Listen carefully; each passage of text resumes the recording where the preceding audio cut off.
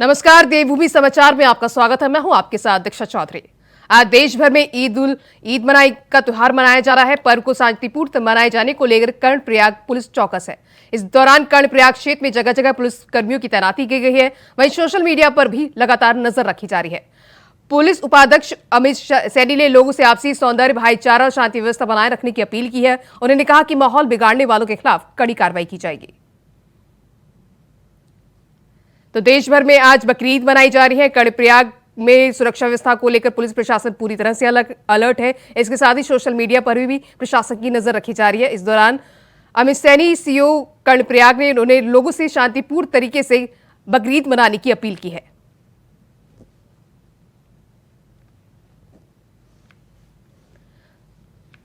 तो देश भर में आज बकरीद मनाई जा रही है। लोग एक दूसरे को गले लगाकर ईद की मुबारकबाद दे रहे हैं। वहीं इस दौरान कर्णप्रयाग में भी पुलिस प्रशासन अलर्ट मोड पर है। सोशल मीडिया पर भी निगरानी रखी जा रही है और इसके साथ ही लोगों से शांतिपूर्ण तरीके से ईद मनाने की अपील की जा रही है।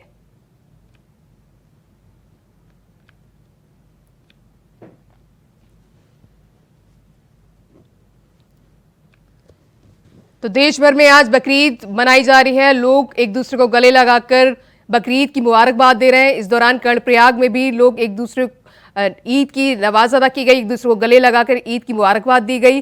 वहीं कर्णप्रयाग में पुलिस प्रशासन इसको लेकर अलर्ट मोड पर है। सोशल मीडिया पर लगातार नजर रखी जा रही है। इसके साथ ही ड्रोन के जरिए भी पुलिस प्रशासन नजर बनाए हुए है और इसके साथ ही लोगों से अपील की जा रही है कि शांतिपूर्ण व्यवस्था बनाई जा रही है। जो भी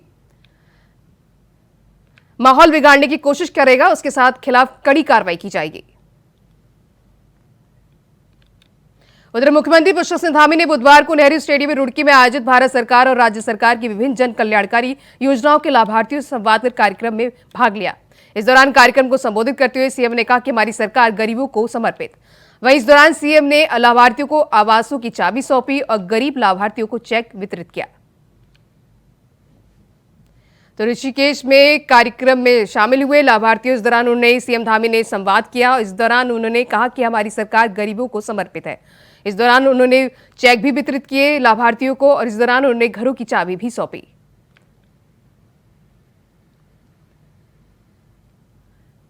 तो मुख्यमंत्री पुष्कर धामी ने बुधवार को नेहरू स्टेडियम रुड़की में आयोजित भारत सरकार की ओर से विभिन्न जन कल्याणकारी योजनाओं के लाभार्थियों से संवाद किया। इस दौरान उन्होंने कार्यक्रम को संबोधित करते हुए कहा कि हमारी सरकार गरीबों को समर्पित।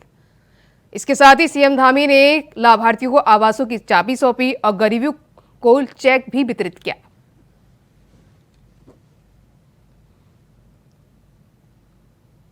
तो ऋषिकेश में कार्यक्रम में शामिल हुए, भाग लिया। इस दौरान उन्होंने लाभार्थियों को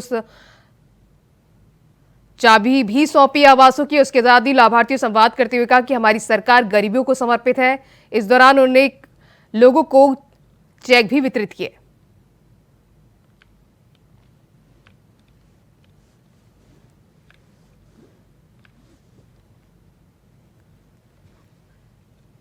तो ऋषिकेश में कार्यक्रम में शामिल हुए सीएम धामी। इस दौरान उन्होंने कार्यक्रम को संबोधित करते हुए सीएम धामी ने कहा कि हमारी सरकार गरीबों को समर्पित है। उस दौरान उन्होंने लाभार्थियों को आवासों की चाबी सौंपी और गरीब लाभार्थियों को चेक भी वितरित किया। इस दौरान उन्होंने कहा कि हमारी सरकार गरीबों को समर्पित है।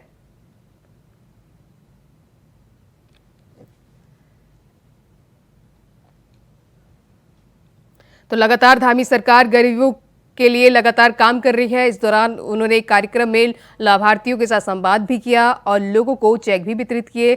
लगातार धामी सरकार गरीबों के हितों में काम कर रही है, उनका कहना है। इस दौरान उन्होंने सीएम धामी ने गरीबों को उधर G20 सम्मेलन में भाग लेने आए विदेशी मेहमानों ने बुधवार को त्रिवेणी घाट ऋषिकेश में गंगा आरती में शामिल हुए। इस कार्यक्रम में उत्तराखंड के मुख्यमंत्री पुष्कर सिंह धामी भी गंगा आरती में शामिल हुए। सीएम ने गंगा जी को आरती कर प्रदेश की खुशहाली की कामना की। बता दें कि नरेंद्र नगर में 26 जून से 28 जून तक G20 इंफ्रास्ट्रक्चर वर्किंग ग्रुप की बैठक हुई। इस दौरान G20 देशों के प्रतिनिधियों ने राजाजी टाइगर रिजर्व अंतर्गत गौहरी रेंज के 84 कुटिया बीटल्स आश्रम भी पहुंचे। तो ऋषिकेश में विदेशी मेहमान पहुंचे। G20 मेहमानों के साथ सीएम धामी ने आरती की। त्रिवेणी घाट पर गंगा आरती में शामिल हुए। इस दौरान विदेशी मेहमानों ने भी गंगा आरती की और इस दौरान सीएम धामी ने भी गंगा आरती में शामिल हुए।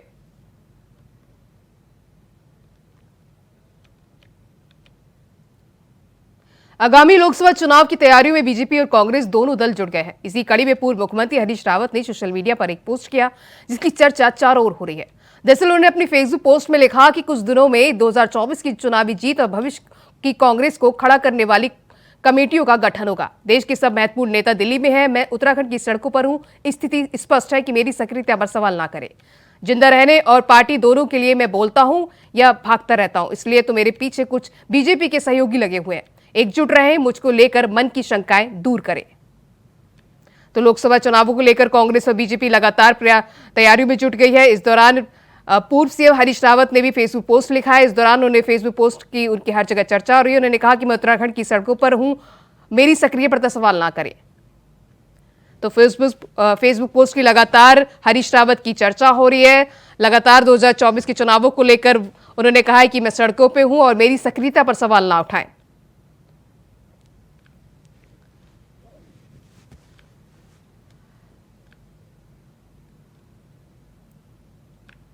तो हरीश रावत ने कहा कि फेसबुक पोस्ट लिखा, उन्होंने कहा कि उस दिनों में 2024 की चुनावी जीत के भविष्य करने वाली खड़े करने कमेटी का गठन होगा। उन्होंने कहा कि मैं जिंदा रहने और पार्टी दोनों के लिए मैं बोलता हूं या भागता रहता हूं, इसलिए तो मेरे पीछे कुछ बीजेपी के सहयोगी लगे हुए हैं। एकजुट रहें, मुझको लेकर मन की जो शंकाएं हैं वो दूर करें। तो हरीश रावत 2024 के लोकसभा चुनाव से पहले उन्होंने तैयारियां शुरू कर दी हैं। इस दौरान उन्होंने कहा कि एकजुट रहें और मुझको लेकर मन की शंकाएं भी दूर करें।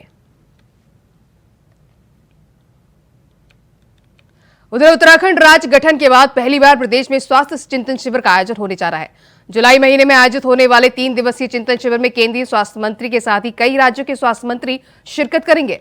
मुख्य रूप से चिंतन शिविर में स्वास्थ्य से जुड़े महत्वपूर्ण मुद्दों पर गहन मंथन किया जाएगा। देहरादून में 14, 15 और 16 जुलाई यानी 3 दिवसीय शिविर का आयोजन किया जाएगा।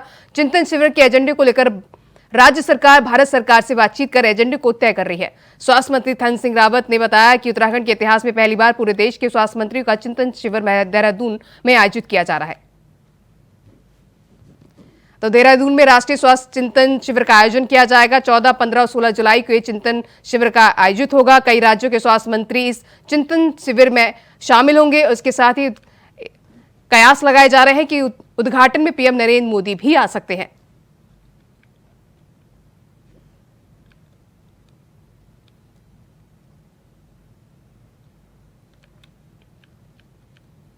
उधर वित्त मंत्री डॉक्टर प्रेमचंद अग्रवाल ने विधानसभा कार्यालय कक्ष में लोक निर्माण विभाग द्वारा ऋषिकेश श्यामपुर फाटक पर लगने वाले जाम से निजात को लेकर नेपाली फार्म से खारा स्रोत तक किए जाने वाले सड़क निर्माण के कार्यों के संबंध में समीक्षा बैठक की। इस दौरान उन्होंने कहा कि श्यामपुर फाटक पर आए दिन ट्रेनों के आवागमन के समय जाम की स्थिति बनी रहती है और ऋषिकेश कर्णप्रयाग रेल लाइन का निर्माण कार्य पूरा होने पर वहां की स्थिति और अधिक विकट होगी। इसके लिए उन्होंने अधिकारी को निर्देशित करते हुए कहा कि जल्द से जल्द इस श्यामपुर फाटक प्रोजेक्ट का कार्य प्रारंभ करने में तेजी लाई जाए। तो सड़क निर्माण कार्यों की समीक्षा बैठक की गई। इस दौरान वित्त मंत्री डॉक्टर प्रेमचंद अग्रवाल ने बैठक की अध्यक्षता की। इस दौरान अधिकारी को जल्द से जल्द काम पूरा करने के उन्होंने निर्देश दिए।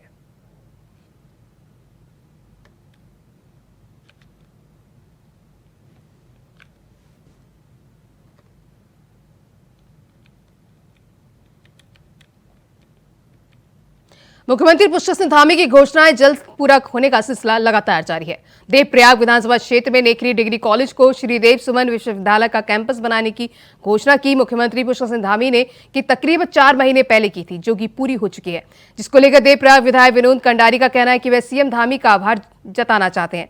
कैंपस खुलने से मां चंद्रवंदी क्षेत्र के नजदीक नेकरी डिग्री कॉलेज को एक नई पहचान मिलेगी।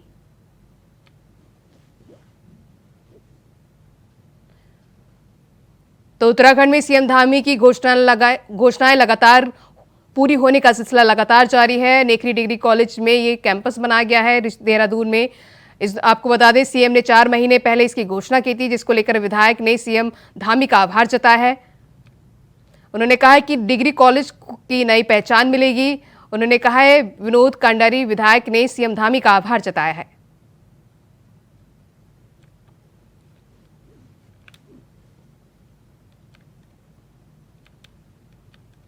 उत्तराखंड में बारिश का कहर बरपा रही है। देहरादून समेत कई जिलों में जबरदस्त बारिश होने की नदियां और नाले उफान पर हैं।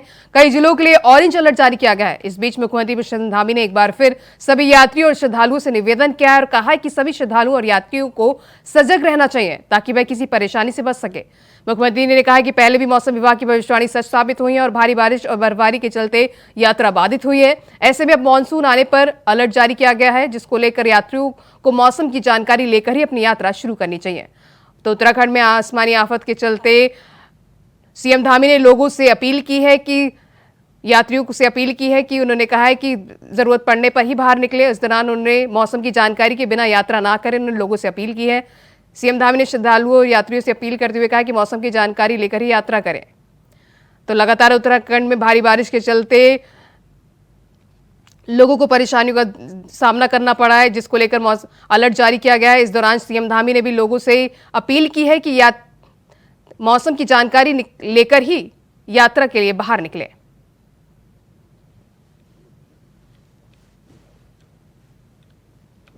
उत्तराखंड में भारी बारिश के चलते दिक्कतों का सामना करना पड़ा है, जिसको लेकर कई प्रशासन ने अलर्ट जारी कर दिया गया है। वहीं लोगों से भी अपील की जा रही है कि जरूरत पड़ने पर ही बाहर निकलें। वहीं इस दौरान यात्रियों से भी, भक्तों से भी उन्होंने अपील की है कि जो यात्रा कर रहे हैं वो जरूर मौसम की जानकारी लेकर ही बाहर निकलें, जिससे उनकी यात्रा बाधित ना हो सके। सीएम धामी ने भी लोगों से अपील की है।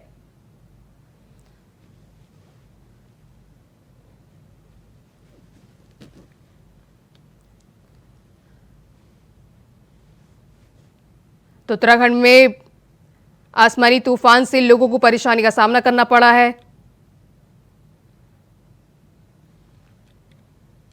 उधर कांग्रेस ने प्रदेश में सरकारी सिस्टम पर भ्रष्टाचार को संरक्षण देने का आरोप लगाया।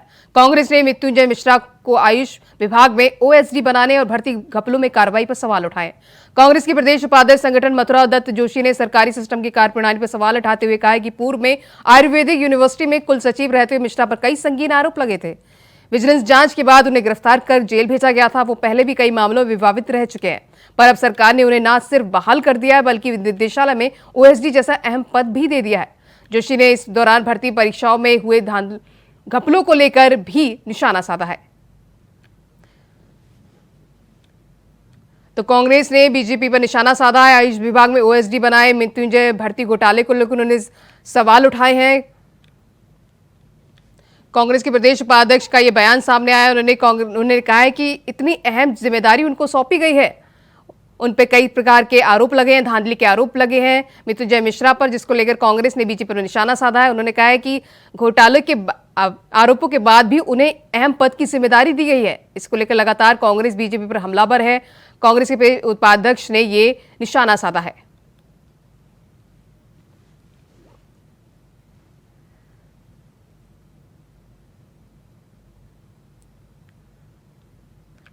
तो कांग्रेस के प्रदेश उपाध्यक्ष संगठन मथुरा दत्त जोशी ने सरकारी सिस्टम की कार्यप्रणाली पर सवाल उठाते हुए कहा कि पूर्व में आयुर्वेदिक यूनिवर्सिटी में कुल सचिव रहते हुए मिश्रा पर कई संगीन आरोप लगे थे। विजिलेंस जांच के बाद उन्हें गिरफ्तार कर जेल भेजा गया था।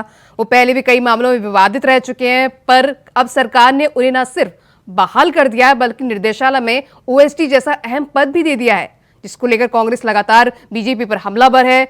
उन्होंने कहा है कि इस दौरान भर्ती परीक्षाओं में हुए घपलों को लेकर भी उन्होंने निशाना साधा है और उन्होंने बीजेपी से सवाल किया है कि घपलों की आरोपों को लगने बाद भी उन्हें ओएसडी जैसा अहम महत्वपूर्ण पद दिया गया है। तो मृत्युंजय मिश्रा पर गंभीर आरोप लगाए हैं कांग्रेस ने, जिसको लेकर अब लगातार कांग्रेस बीजेपी पर हमलावर है। भर्ती घोटाले को लेकर भी कांग्रेस ने बीजेपी पर सवाल उठाए हैं। उन्होंने कार्यप्रणाली को लेकर भी सवाल उठाया है। उन्होंने कहा कि वो हमेशा से विवादित में रह चुके हैं, लेकिन अब उनको ये अहम जिम्मेदारी दी गई है। तो आयुष विभाग में ओएसडी बनाए गए हैं मृत्युंजय मिश्रा, जिसको लेकर कांग्रेस लगातार बीजेपी पर हमलावर है। भर्ती घोटाले को लेकर कांग्रेस ने सवाल उठाए हैं। उन्होंने कांग्रेस के प्रदेश उपाध्यक्ष का बयान सामने आया है। उन्होंने कहा है कि इतनी अहम जिम्मेदारी दी गई है मृत्युंजय मिश्रा को, लेकिन वो लगातार विवादों में रह चुके हैं। इस दौरान उनको इतनी अहम जिम्मेदारी देना कई तरह के सवाल खड़े करता है। उन्होंने बीजेपी पर लगातार हमला बोला है। विश्व प्रसिद्ध हर की पैड़ी और इसके आसपास का क्षेत्र बहुत जल्द नए रंग रूप में दिखाई देने जा रहा है। जी हां, मुख्यमंत्री पुष्कर धामी के निर्देश पर पुलिस चौकी एवं आसपास के क्षेत्र और विष्णु पुल का सौंदर्यीकरण धर्मनगरी को पारंपरिक शैली, आस्था एवं मर्यादा के अनुरूप किया जाएगा, जिसके लिए 5 करोड़ 44 लाख रुपए की स्वीकृति भी दी गई है। साथ ही प्रस्तावित मॉडल्स भी तैयार किया गया, जिसका जल्द ही सीएम धामी शिलान्यास करेंगे। तो हरिद्वार में हर की पौड़ी क्षेत्र का सौंदर्यीकरण किया जाएगा, जिसको लेकर 5 करोड़ 44 लाख की स्वीकृति दी गई है। सीएम धामी के निर्देश पर यह काम किए जाएंगे। इसके साथ ही सीएम धामी सौंदर्यीकरण का शिलान्यास भी करेंगे। तो हरिद्वार में हर की पौड़ी को लेकर नया सौंदर्यीकरण देखने को मिल सकता है। हर की पौड़ी क्षेत्र का नया सौंदर्यीकरण हो गया, जिसको लेकर 5 करोड़ 44 लाख की स्वीकृति भी दी गई है। सीएम धामी के निर्देश पर ये काम होंगे। सीएम धामी इस काम का शिलान्यास भी करेंगे।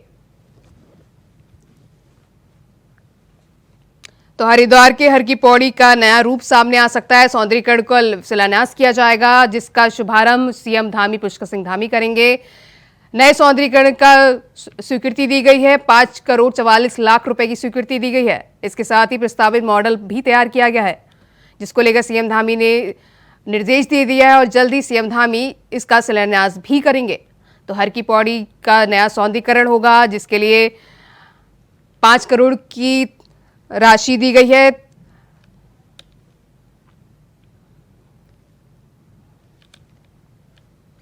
उधर उत्तराखंड राज्य में एक बार फिर मंत्रिमंडल के रिक्त पद भरे जाने की सुगबुगाहट तेज हो गई है। धामी 2.0 सरकार के गठन के बाद से ही मंत्रिमंडल के 3 पद खाली चल रहे हैं। इसी बीच परिवहन मंत्री चंदन रामदास के निधन के बाद मंत्रिमंडल की 4 सीटें खाली हो गई हैं। ऐसे में मंत्रिमंडल में शामिल होने के बाद तमाम विधायक कवायद में जुटे हुए हैं। इस बीच चर्चा इस बात की भी हो रही है कि प्रदेश मंत्रिमंडल के कुछ मंत्रियों की छुट्टी कर उनकी जगह पर नए लोगों को मौका दिया जाएगा। वहीं प्रदेश अध्यक्ष महेंद्र भट्ट ने साफ कहा है कि अभी महाजनसंपर्क अभियान चल रहा है और 7 जुलाई को दिल्ली में अभियान की समीक्षा होगी। इसके बाद इन पदों को भरने के लिए कोई फैसला लिया जा सकता है। बीजेपी अध्यक्ष महेंद्र भट्ट ने यह भी कहा कि किसे मंत्रिमंडल में शामिल करना है और किसे मंत्रिमंडल से हटाना ये मुख्यमंत्री का विवेकाधीन होता है। इस पर निर्णय मुख्यमंत्री और केंद्रीय नेतृत्व को लेना है।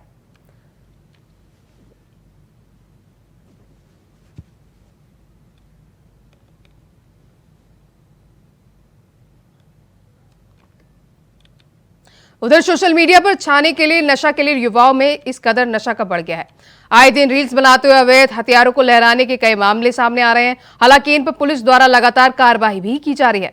बावजूद इसके मामलों में कमी नहीं देखने को मिल रही है। इस बीच एक वीडियो सोशल मीडिया पर वायरल हो रहा है, जिसमें एक युवक शादी समारोह में डांस फ्लोर पर तमंचा लहराते हुए नजर आ रहा है। वहीं पुलिस ने युवक को गिरफ्तार कर लिया है, जिसके पास से तमंचा और जिंदा कारतूस भी बरामद किया गया है।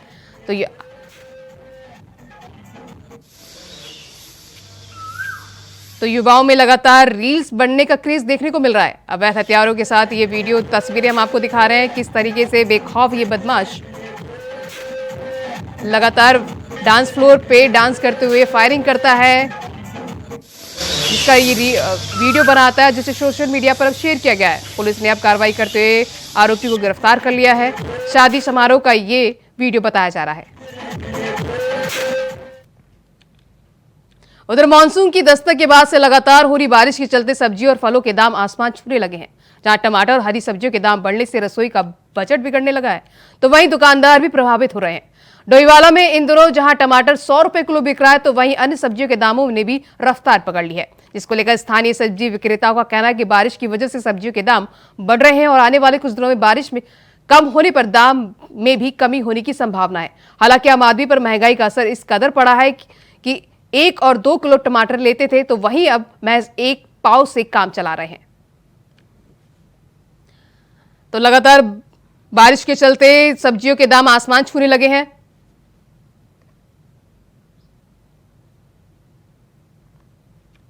राज्य सरकार ने सरकार से 8 सप्ताह में लोकायुक्त नियुक्त करने के निर्देश दिए हैं। ऐसे में अब धामी सरकार ने लोकायुक्त को लेकर गेद विधानसभा की प्रवर समिति के पाले में डाल दी है। हैरानी की बात यह है कि साल 2013 से अब तक लोकायुक्त का यह पद खाली चल रहा है। साल 2002 के पहले चुनाव से लेकर 2022 तक के चुनाव में भ्रष्टाचार को राजनीतिक दलों की तरफ से मुद्दा बनाया जाता है। हैरानी इस बात की है कि सरकार आने पर ना तो कांग्रेस और ना ही भाजपा मजबूत लोकायुक्त का गठन कर पाई है। देखिए रिपोर्ट। उत्तराखंड में लोकायुक्त की नियुक्ति के लिए हाईकोर्ट ने राज्य सरकार को 8 हफ्तों में लोकायुक्त की नियुक्ति के आदेश दिए हैं। कोर्ट के आदेश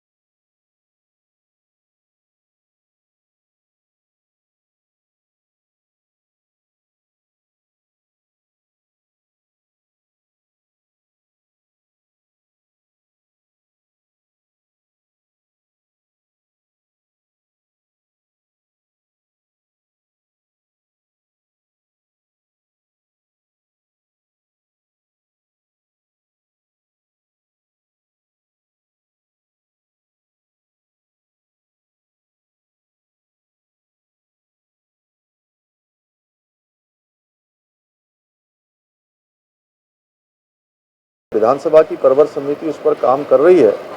परवर समिति का अभी निर्णय नहीं आया है।